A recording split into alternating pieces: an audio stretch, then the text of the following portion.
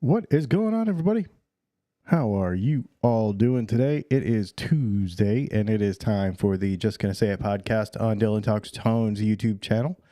As always, this is an ad-free live stream, so support the channel in any way you can, whether that's just listening and liking and sharing and subscribing and that kind of stuff, or you can use a super chat to ask a question during the podcast, the live podcast. Today, I would like some participation from you all and some conversation, which I think would be pretty cool because I want to get your thoughts on some stuff. Also, you can go to Dylan Talks Tone and you can buy pickups and stuff. We've got some really neat stuff going on.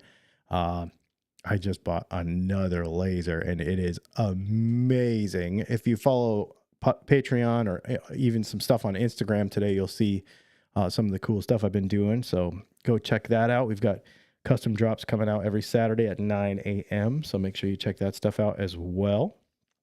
So, yeah, let's chat about this thing. Dylan, how are you? I am well. I am very well. If you have questions, get in the chat and ask them. Put a bunch of question marks in front of them. I'll try to get to them. If you use a super chat, I'll drop what I'm doing and answer that question right away. And if you are not a YouTube person and you want to listen to this later in an audio version, you can do that on Spotify and iTunes and all the major podcast platforms. I will be uploading it later tonight or tomorrow. So there you go. So today, let's talk about this. This is actually one of y'all's idea from last week. Somebody kept asking, how does something affect the tone? How do magnets affect the tone? How do whatever? And I would not say directly to a person that asked me a question, this is a dumb question, right? Because that's disrespectful. But speaking more broadly, around guitar stuff as a whole, does fill in the blank, how does fill in the blank affect the tone is kind of a dumb question in the respect that it is the wrong question to ask. Okay. And so we're going to talk about that today, and we might get into some specific things. So here's where I'm asking for your help. Things that you hear that about. So let's talk about specific things. So if you get in the chat today and you're like, how does this thing affect the tone? Like, let's get in there and talk about why or why not those things are discussions worth having. 99% of the time they're not. Okay. Because they take a broader conversation and there's more to all of this that doesn't really matter. Honestly, to tell you the truth, arguing about all this stuff on the internet, well, I don't argue about it. We just talk about it, right? But you know what I'm talking about in all the various forums and comment sections and Facebook groups and all that. People argue about a lot of dumb stuff. And what it really comes down to is they're wasting time because you should just be playing your guitar, right? So we'll get into some specific stuff. I'll give you a couple of examples. Answer, it depends. So I'll give you a couple of examples from the pickup side. For example, somebody will say, does the material of the bobbin make any difference to tone? So there's some stuff that just absolutely doesn't, right? Like it just doesn't. Butyrate versus ABS bobbins on a humbucker. Okay. That's a thing having to do with vintage versus modern, whatever. No. The wooden spacers, that kind of stuff. Obviously, so there are a lot of things like that just don't matter, right? What hookup wire is made of, whether it's PVC coated stranded wire, or whether you choose to use solid wire, or whether you choose to use cloth covered wire, whether that's pre-tinned or not, all that kind of stuff just doesn't matter. It just doesn't. There's no, we're talking science here. I mean, obviously we're going to rattle through a bunch of this stuff today, but if you want to challenge me on any of this stuff, I can definitely back it up with science. As you are aware, if you've watched this channel for 11 years, you'll know that we've gone into detail about a lot of this stuff. So, there's a lot of those things that just plain don't matter. Like 99% of it is just kind of dumb to talk about. So let's see. What do we got so far? I'm getting your P90s. What should I get them for, a Casino or a Eastwood Stormbird? Which would you do? I would put them in the Eastwood. So Casinos are a little weird. Some of their string spacing, depending on the model and where it comes from and stuff, the string spacing can be a little goofy. People ask me, will it fit in that guitar? And I'm like, you have to measure the string spacing and make sure. Some of them have a weird, like 47.5, and then 49.6 is a normal one, but there's some weird string spacing with that stuff. So just take note of that. What yields better tone, mother of pearl or abalone? I got that question once. Ooh, that's a good question. So, I would say mother of pearl or abalone. Isn't that just a different maturity of the same thing? It's the same material, right? It's just like a different. I don't remember 100% for sure, but that's the inside of a shell, right? So like, isn't that just like one's older than the other or something? So I guess the vintagier one, whichever one's the older one, probably is better. Makes sense to me. Yeah, I've seen a lot of guys asking how an FX unit or pedal affects the tone. So, okay, so here's a good one. And this is why this kind of conversation is good to have. Because when somebody says, what pedal should I get? Or what are your settings? How should I set my pedal to get the right sounds that I want to get? You can't answer that. That is a question that cannot be answered. Why? Because there are too many variables. And that is the common thing through all of the conversation that we're about to have. There's so many variables that you cannot get an absolute answer, right? So pedal, for example, what amp are you using it with? How do you use it? Do you use it to push tubes that are already on the edge? Do you use it with a modeler? Do you use it with a completely clean amp? Do you use it with high output pickups? Do you use it with low output pickups? Do you use it with, is it a pedal that leans towards a lot of mid-range, like a tube screamer, and your pickups have a lot of mid-range too, so that like kind of like double stacks? All those things matter, right? So that's one of those things where you cannot say, hey, what are your settings? I want to use the same settings as you because that sounds good. Well, it won't unless you have exactly the same rig, right? So that's kind of what we're talking about here. Mother of pearl comes from oyster. Abalone is a different shellfish. Okay, thanks for thank you for clarifying that. I knew it was something. I knew they were both natural materials, but I don't know. I mean, I've seen them on I've seen it all over the place, fountain pens and all that kind of stuff. Yeah, cool. Let's see. You can get mother of pearl from mussels, but abalone only comes from abalone. Oh, okay. Well, there you go. Let's see. What else? What else could we talk about? What capacitors should I put in my guitar? Well, that requires a whole bunch more questions. What do you want your guitar to do?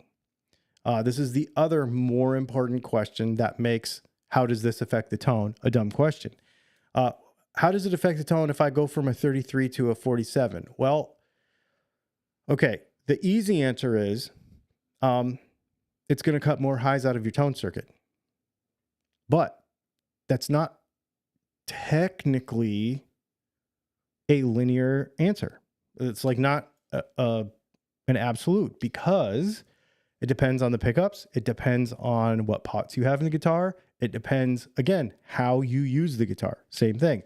What pots should I put with these pickups? How does it affect the tone if I put a volume pot, 500K volume pot in a single coil pickup? Well, reason would say it's going to make it brighter, but it doesn't just make it brighter. It depends how much mid-range is present or not.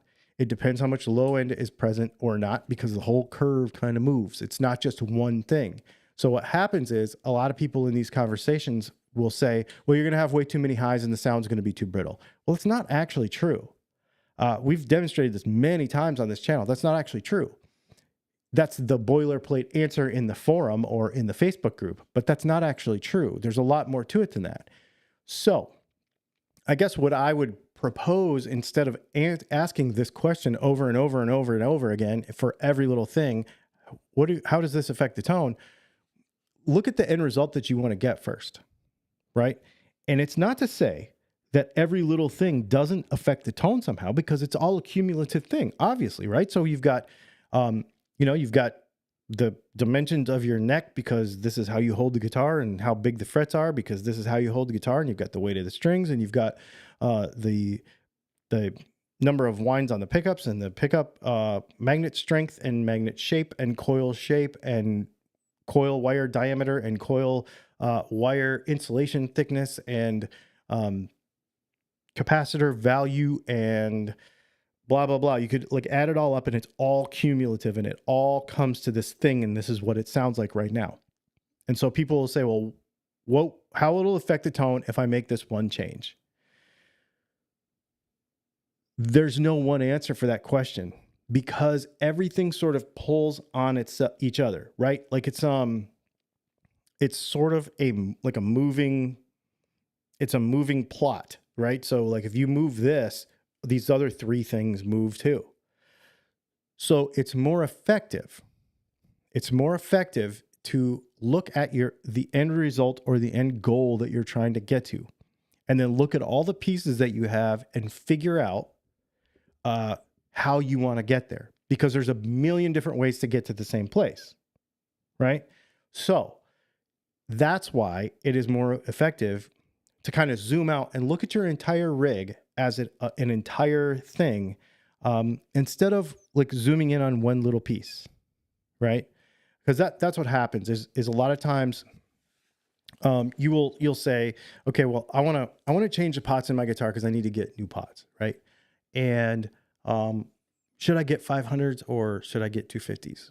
Well, okay, so then you start going down this whole rabbit hole. So then you start Googling stuff, you start watching videos, you start jumping into forums, and you start, you know what I mean, in Facebook groups and stuff, and you start going down this whole rabbit hole. And the next thing you know, you're like, well, I guess I needed a new volume pot, but now I need a Les Paul, which is fine. Like if you get there and you want to buy a new guitar, that's totally cool. I'm totally cool with that. Or you decide you want new pickups or whatever, right? But that's not how it has to be. Like a lot of times, if you just stop that conversation and go, okay, well, what's in there now? Is it doing what I want it to do? Do I even need to make a change? Okay, so the pot's scratchy. Do I need to upgrade this just for the sake of upgrading it? Or is it doing what I want it to do right now? If it's not, then we can start to say, okay, instead of saying, well, how will it affect the tone if I make this one change? What is it doing or what is it not doing that you want it to do or not do? So if you have a guitar and it's not giving you what you want, define that. What is the thing that you want? Do you want more highs? Do you want more mids? Do you want more lows? Even broader than that, because we get a lot of people who get this wrong too. I know, because we get these chats all the time on the website asking questions and trying to like figure out what tone they want out of their guitar. And so people get this wrong a lot. Well, I want a higher output pickup. Okay, hang on. So why? Why do you want a higher output pickup? 90% of the time a person says, well, it's because, I'm playing in this band and I'm getting lost in the mix, man. Like I want a higher output pickup because I want it to cut through. Okay. So what you don't want is a higher output pickup. What you actually want is a lower output pickup, something with a really strong mid-range, right? And some good clarity. A higher output pickup is going to rob that mid-range. That's going to move everything down to the lower end of the frequency spectrum, pretty much, more or less, generally speaking. And you're going to get lost in the mix even more with a higher output pickup. What you want to be is heard, not a higher output pickup. So then you start having that conversation like, what is the end goal? Okay, well, not only what guitar do you play and how do you use it, but if you're playing in a band and you're having this problem, what do they play? What does your other guitar player play? Well, he plays this, and we're in this tuning, and the bass player plays this, and he's okay. So now we need to understand the sonic space on the stage. Where do you exist in that sonic space? Okay, so if he's here, he's here. If we put this pickup in there, you're just going to get lost. So now what we really need to do is do this. Change this pickup out, maybe lower output pickups. Let's go to 500K pots. Let's do a couple of things. Boom, now we have your end result. Instead of zooming in on one little aspect and saying, how is this going to affect my tone? And maybe missing the mark of the end result that you're looking for in the first place. So really zooming out and looking at the whole package, that's really, really important. And I don't think a lot of people do it. That's why I think this question is dumb. That's why I think, how does this one little thing affect the tone, is a dumb question, because that's not really the question.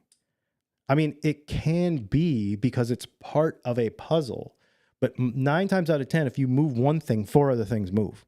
So it's such a nuanced thing, and people suck at nuance on the internet, right? Like you can't, it's either, you're either a tube guy or you're a modeler guy. There's no in between. You know what I mean? Like there's no nuance. So you can't, it's very difficult, I should say. I don't want to say you can't, because I'm doing the same thing as I'm talking about. So it's very difficult to get that across, right? Like when you're trying to ask questions and trying to get a better understanding of what you're doing, to get those little nuances and understand all the little things put together, and then put together this whole package. That's why it's good to zoom out. Let's see.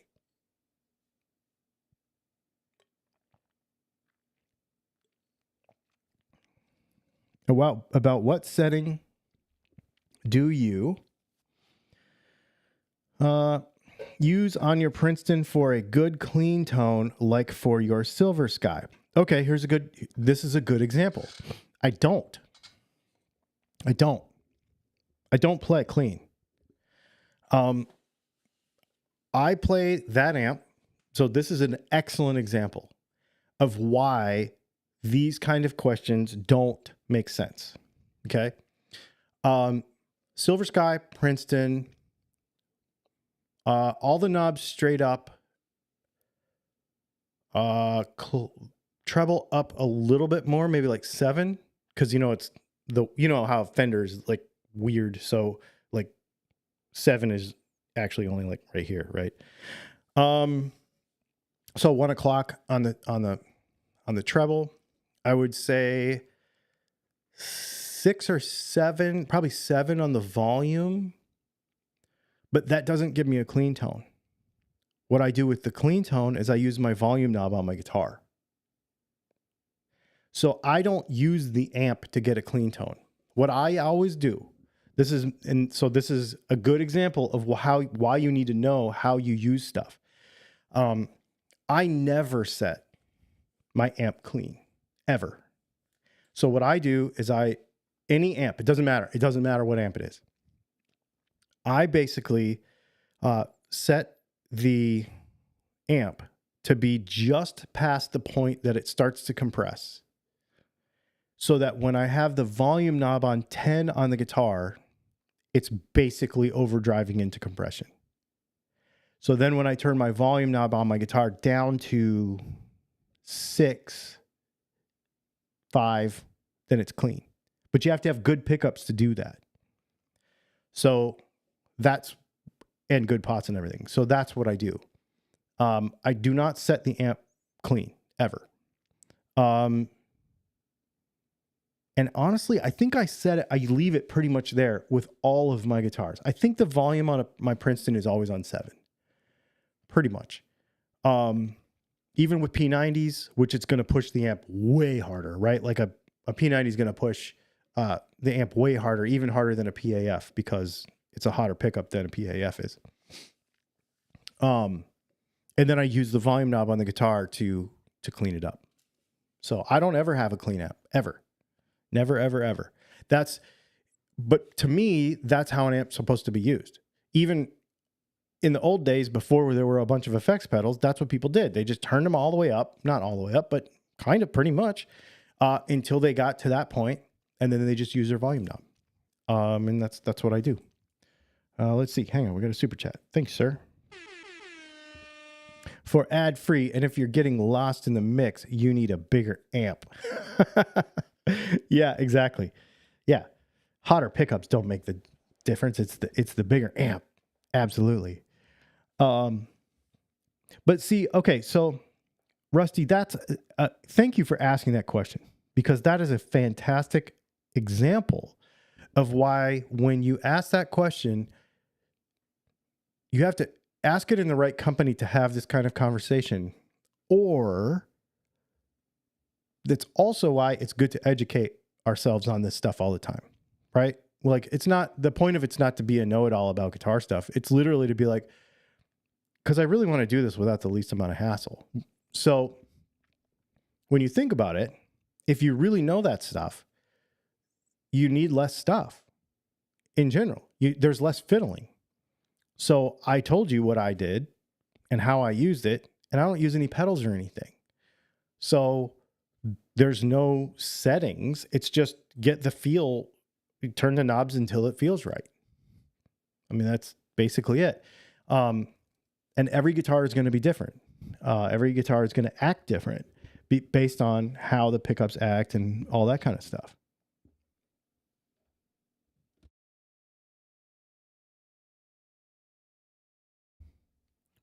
Yeah, this is cool. Let's see. How does Cerakote affect tone? It doesn't. Let's see. So we're talking about the size of amps. My P90s are unbalanced. I need a new set, but not sure what direction I'm going yet. Chances are you must not have mine. And that's the direction you should go. Problem solved.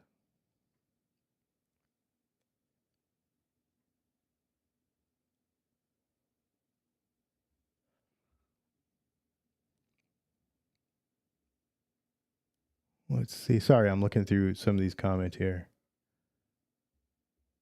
Does the number of pistols you have affect your tone? It depends. That's obviously financial priority has a lot to do with that.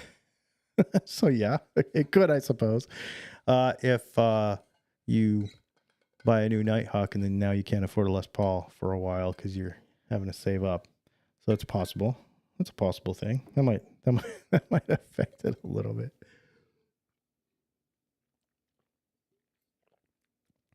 Yeah, I think this is a good conversation to have. I think just when you zoom in too far.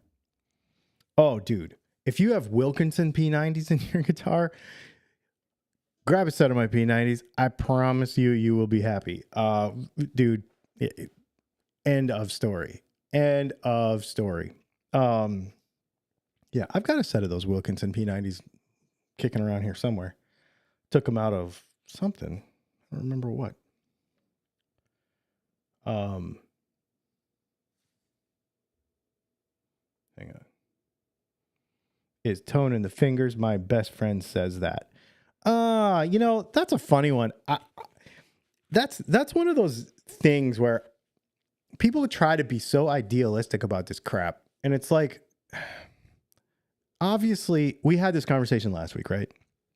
On Thursday. Yeah, you play more, you practice more, you're going to get better, and you're going to understand how to get things out of your guitar that you couldn't get before. Yes, that is true, right?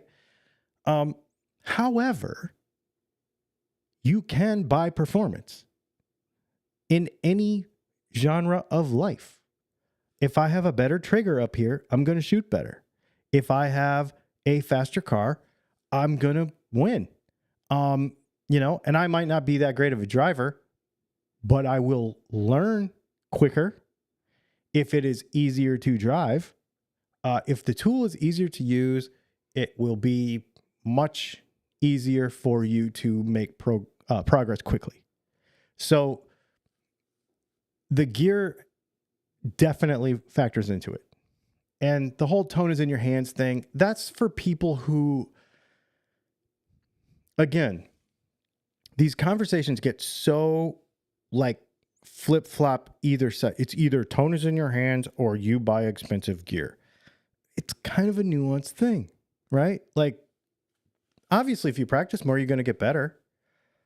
But if your guitar sucks, you're not going to practice more.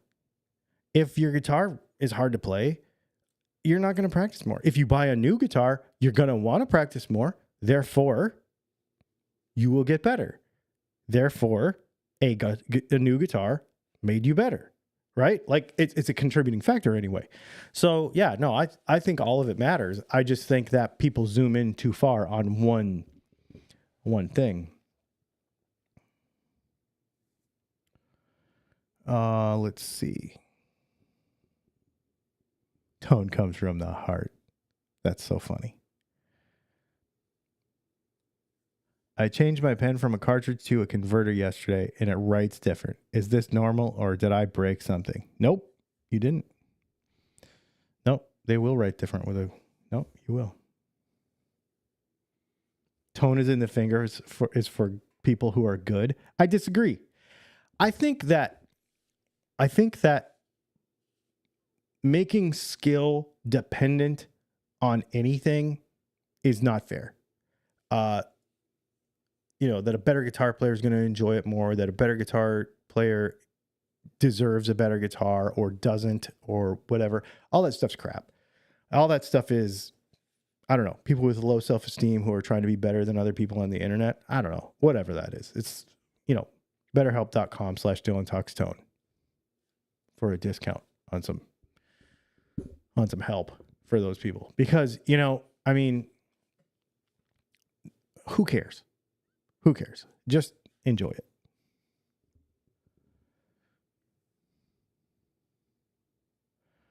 Does that mean that the secret to better playing is buying a new guitar every 2 weeks? I think if you went that extreme, chances are you would not ever actually get comfortable enough with one instrument. So that's an interesting one. I have a lot of guitars, right? Most of us have more than one. I know not everybody does in this chat section, but I know many of you have more than one guitar. And it is nice to spend some quality time with one guitar, right? Like, it's nice to get to know something and really be comfortable on it. And so I think I go in streaks. I think I go where I'll buy a few guitars and then I won't for quite a while. I'm in a not for quite a while streak right now. Like, I'm just really enjoying the guitars that I have. And I think I know with my other hobbies that's a thing. Like, if you spend some real time and you get really consistent with something and you really get to know it, you'll get better with it. Right. And so if you got a new guitar every couple of weeks, I know that was kind of a joke comment, but it's a great thing to talk about because if you're constantly looking for the next gear, thinking that it's going to give you better tone, chances are you're just going to be in this mire of constantly fiddling and not really get to know any one piece. You know what I mean? And I think, okay, so going back to the Silver Sky and the Princeton thing, I think that's why I could tell you that. I think that's why, because that amp, it's right there. That Princeton is the amp that I, for a long time, played the most. And I really knew it. I knew that if I was trying to do something, what to do. I could almost not look at the knob. I could just grab the volume knob and just move it this much and know what it was going to do, right? And that's the same thing with the volume knob on my, now I'm less familiar with my Les Paul, mostly because I don't like volume, tone guitars that much, but I love my Les Paul, but I don't use that guitar that way. So for example, my Gibson SG Junior, I really know the volume and tone knobs on that guitar because of the way I play it. On my Tele, I really know the volume and tone knobs on that guitar because of the way I play it. Same thing with my Mike McCready Strat. The same thing with my Silver Sky. Because of the way I use that guitar, I really know the taper of the pots and stuff. And I'll get on somebody else's guitar and I'll turn the volume knob down and it won't do the right thing because I'm not familiar with it. So I think if you do buy new gear all the time and you're really trying to find some tone, it might hamper that a little bit because you're just never really getting to know one instrument well enough. Yeah, I think that's an important conversation to have too. I actively play 3 guitars: Les Paul in standard E, Kramer in open G, and a Strat in E flat. So what you're doing, Bruce, that's cool. So what you're doing is you've got differing, and they're different scale lengths and stuff too, obviously for different tunings that might be handy. So, but you're still very consistent, and you're probably, my guess would be, because of those are that open tuning, especially, that you're using those for certain songs and using those for certain things, and so you really are getting to know them. That's really cool. But what's really cool about that is they're completely different guitars. So you're still getting to enjoy completely different guitars, but still getting to know them. I dig that. That's cool. Hello. Do pickup covers really make a difference? So, okay, this is another one. Let's chat about this for a second. Do they make a difference? They can, depending on the pickup. If you have a pickup that is really dynamic and really is really good, the better the pickup is, the more a cover. Let me say this. This is a weird generalization to make, but the better a pickup is, the more difference the cover will make. Okay. Now, does that mean that you should take it off? No. Let something sound how it's going to sound. It's not going to be better if you take it off. It's just going to sound different. And if I design a pickup to have a cover and you take it off, it might ruin it. It might not sound as good. So just because somebody says in a forum, well, it's better if you take the cover off. I took the cover off and it sounded way better. That's not a boilerplate statement that applies to everything. Yes, it sounds different. Do you like it better? Maybe. But I don't like it better, or this guy doesn't like it better, but maybe you do. So it's not a better or worse thing. Does it make a difference? It can, depending on how good the pickup is. Those Wilkinson P90s ain't gonna make much difference. I mean, P90s don't really make a difference anyways, but you get my meaning. A Wilkinson humbucker ain't gonna make any difference. Let's see.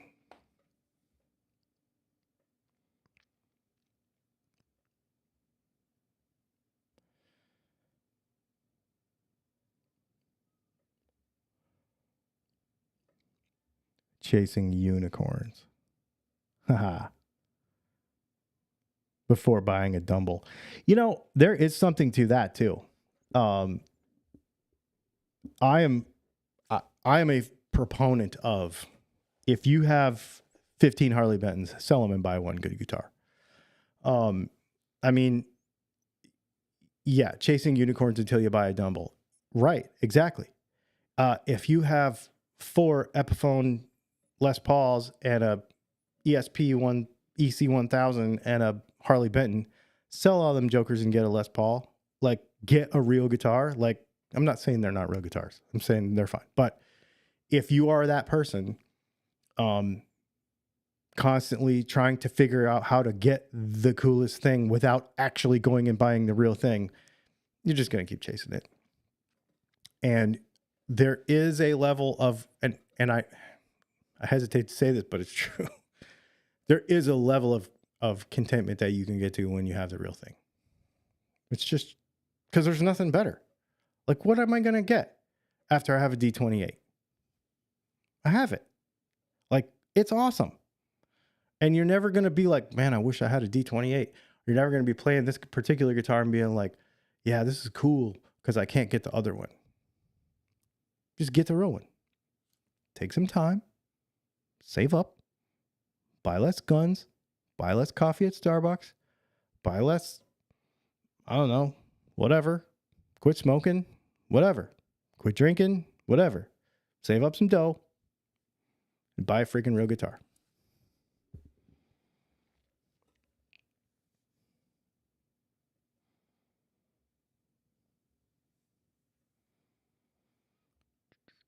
I'm struggling with whether it's right or wrong to continue buying guitars. I keep finding sweet deals on new guitars. Dude, do whatever you want, man. It's fun. It's fun. It's absolutely fun. That's the thing. And I think that's where a lot of this comes for me is where it comes to. Is whatever's fun. You know, if you're the guy who does like buying a bunch of good like crappy guitars off of Craigslist and learning how to do the stuff and working on them all the time and scrubbing somebody else's germs off of it and maybe getting a disease and having to take a tetanus shot because you cut yourself on somebody else's frets or whatever. Like if that's your thing, then by all means do it, because that's where you get the enjoyment out of the hobby, right? If you are a person who is in constant state of exploration because you buy every fuzz pedal known to man because you're super into fuzz pedals, then by all means keep doing it. Like, don't stop what you're doing that is fun. But I think going back to the beginning of this conversation, really trying to understand every little nuance without understanding the whole package and how it goes together is kind of hard to do. It's not hard to do. It's sort of kind of a waste of time, right? Like even when, so I'll give you kind of an example. So if I'm designing a pickup, I don't just look at one thing, right? Like even if we take, let's say, okay, actually, this is just coming together. I'm just off the top of my head. So our DAF humbucker is a PAF clone, and it's amazing. It's 7.6K. It's an A5. It's normal PAF humbucker stuff. Well, when we came out with the Super 8, which is basically the same thing, but with just an Alnico 8 magnet. It's the same exact wind. It's just an Alnico 8 magnet. I didn't just put that magnet in there and go, okay, yeah, that sounds awesome. We looked at everything, the whole guitar. Does it still work when you use these pots? Does it still work with single hum setup? It actually works better? Does it do all the things in all the situations, and zoom out and look at how low wattage amp, high wattage amp, because people are they're going to ask me these questions. I need to know the answers to all these questions. So it's not just swap a magnet in. How does it affect the tone? Well, it doesn't. It changes everything. And so then you have to look at your amp selection. You have to look at your pedal selection. You have to look at all your settings all over again. You have to look at everything. You have to look at the entire guitar rig. And how does it work in a Les Paul versus working a single hum Strat? It sounds different, obviously, because of scale length and pickup placement and all that stuff. So all those things. So is it going to suck in a Strat and not suck in a Les Paul, or vice versa? The answer is it doesn't. I've messed around with it and it's fine. But you have to answer all those questions. So you don't just, well, if I just swap this magnet in, it's going to make it sound like this instead, right? No, actually, no, not really. You have to kind of go through all these sort of iterations of everything to make sure. And that's what it takes. And so when you make these little changes or ask these questions about one little aspect, capacitor, is it going to affect the tone if I turn my capacitor around? No. Some ding dong somewhere is going to say, well, when you put it on an oscilloscope, okay, go back to your mom's basement. Because here's the thing. There are also, this is another aspect of this we should talk about.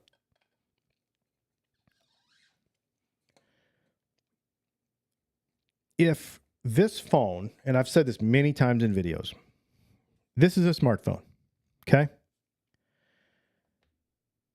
It's got more brains in it than the Apollo 13 mission. Good thing, because they almost didn't make it. The guitar is dumb. If this is a smartphone, the guitar is the dumbest thing, okay? It is the most basic LC circuit, LCR, whatever, circuit known to man, right? It's a coil, it's a resistor, it's a voltage divider, and it's a capacitor. The end. Okay. It is the most basic, dumbest circuit ever. The only dumber circuit than this is probably, I don't know. Is there a dumber circuit? Probably not, really. So I don't even remember why I was going to talk about this. Oh, so when you say, is this going to make a difference? Is this going to make a difference? Is this going to make a difference? Yes, but not really. Don't chase it. Do you think there's a tone difference between a solid body or a hollow body guitar? So interesting about that stuff is,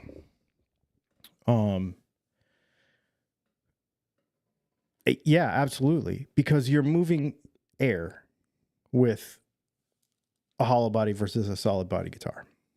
You're moving air. And something that people don't realize is when you move the pickups in relation to the strings, when the pickups move, that changes stuff. And that's where feedback comes from. If you'll notice, most hollow body guitars aren't totally hollow. Some of them are, but like a 335, for example, like there's lots of stuff has center blocks. You know, you could do a completely hollow body guitar, but what you're really getting there is player feedback. You're changing the player experience more than anything. A light switch is a pretty dumb, simple circuit, but that's AC. Yeah, I see what you're saying. But a bulb is there. So a bulb is actually a more complicated circuit than a guitar. P90 pickup order place. Sweet, dude. Thank you so much. Oh, look at there. I just checked my email, and sure enough. Thanks, Jim. We'll get those made for you probably tomorrow. A bass guitar has a light switch with a dimmer. Yeah, I mean, simple. They're just so simple. And when you overcomplicate it, it takes the fun out of it. Is the real answer. Yeah. On a true hollow body guitar, the pickups are not attached to the top. I don't know that that's always true.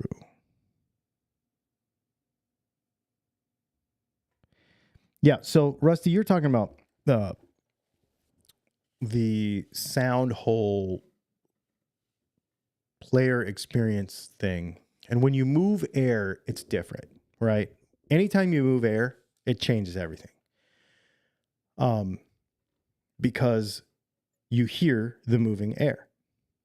And so you as a player hear the moving air, therefore your player experience is different. Across the room, that person can't tell the difference. And that's an interesting thing. That's an interesting thing because that's where a lot of people get into a lot of tone arguments is from the other side of the room versus in your lab, right? And there are some scientific reasons for that. The way our middle ear works, we hear things differently when we feel them.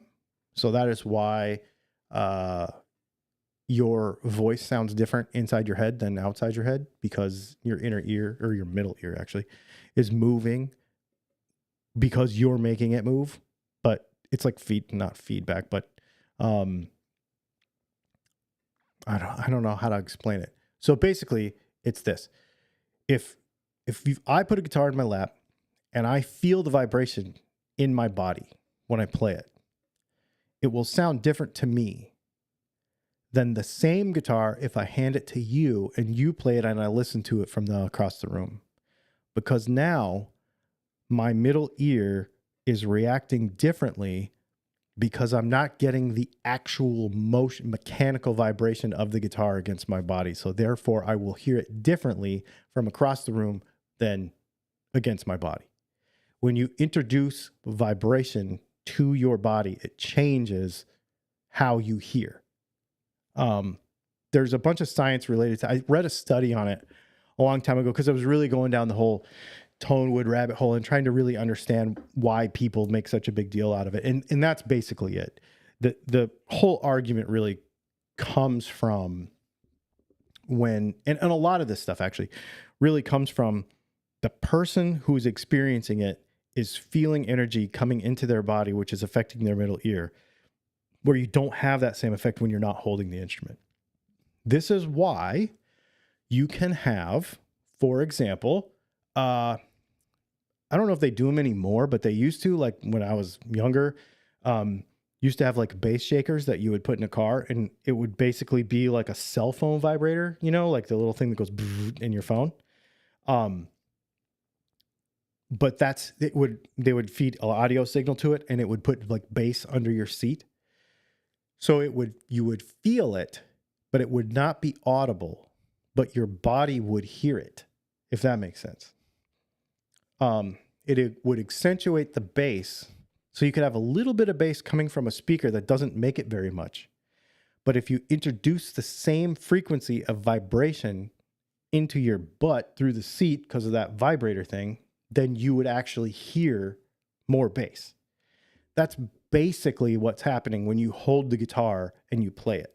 This is why people make such, and this is, I mean, but this is really, honestly, this is the science of why,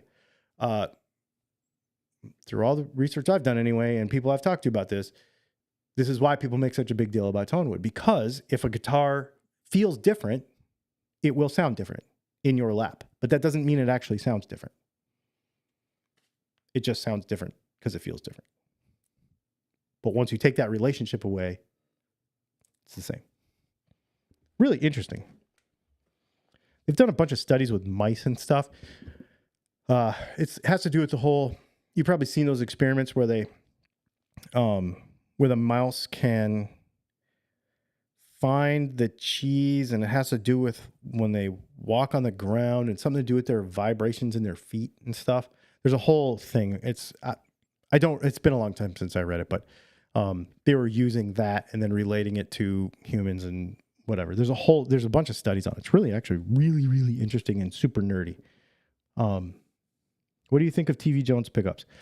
He's been a jerk to me every time I talk to him, so I don't really care. Let's see. Seems the moral of the story is don't overthink it and rock on. Exactly. That's exactly right. They sell that type of thing for electric drums. You put it in the seat and it vibrates. Kind of weird if you ask me. Interesting. That's interesting. So the tone is in the butt speaker. Exactly. That's what I'm saying. Sit on your amp. End of story. Just sit on your amp.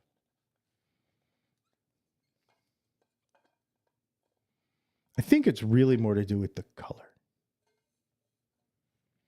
I think it's really doing more with the color of the guitar than anything else.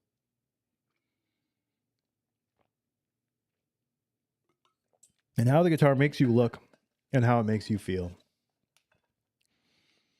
And if you don't care, if you're the kind of person who says, I don't care what the guitar sounds like or what the guitar looks like, it's just a tool.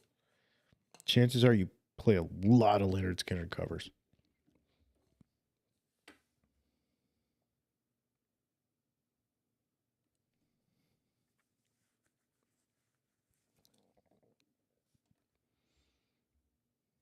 Yep.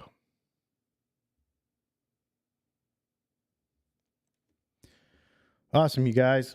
This has been fun. Thanks for hanging out, man. I don't know if we're going to video tomorrow or not. What's tomorrow? Wednesday? We're probably not going to have video tomorrow. I have a new front door being installed in my house. So they're going to have to cut a hole. It's a whole thing. But before we go, I should tell you, I got a fiber laser. If you follow me on Instagram, you'll have seen it. It is changing the game. We are now, I went and took all of my base plates for all of my pickups. So from now on, there's going to be a Dylan Talks Tone logo on the bottom of our tele pickups, on the bottom of all of our humbuckers, on the bottom of all our P90s, because I took all of the base plates in the whole shop and I went out there and I etched my name in the bottom of them. We're still going to sign the top by hand. I always do that. So if you've not ordered pickups from me before, when I get the pickup done, we do all the quality control. We're about to put it in the box and ship it out.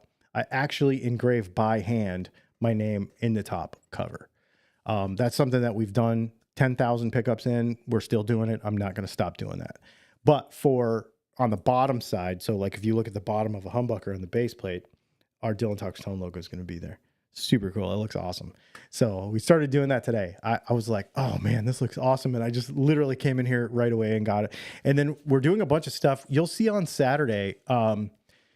Here's something too. For those of you that are loyally listening every week, if there's something that you want, let me know. You know, if there's a color combination, because if you've seen our stuff lately, you could tell that we can do pretty much anything if the material is available. For like tele pickups and P90s and, you know, that kind of stuff. If there's something that you want, let me know, because it's fun. This has been really fun to mess around with. So if you want cream, if you want sparkles, if you want glow in the dark, if you want, I don't care, man.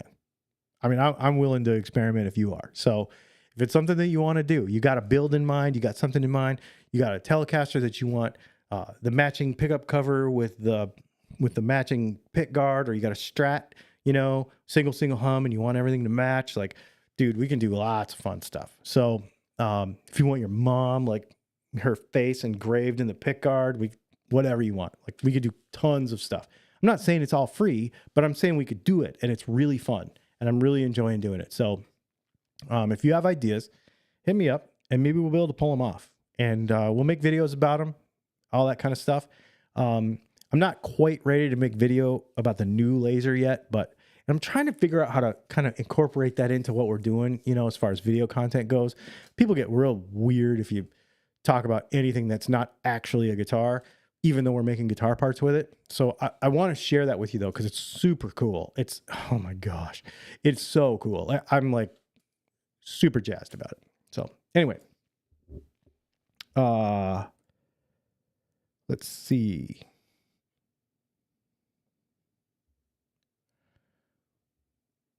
Awesome. Do you know why they tended to paint guitars red in the beginning? I don't.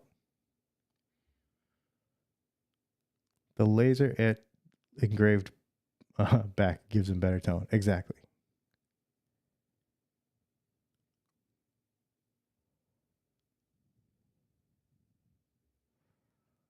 Awesome. Cool, you guys. This has been fun. Thanks for hanging out. We will see you in the next video.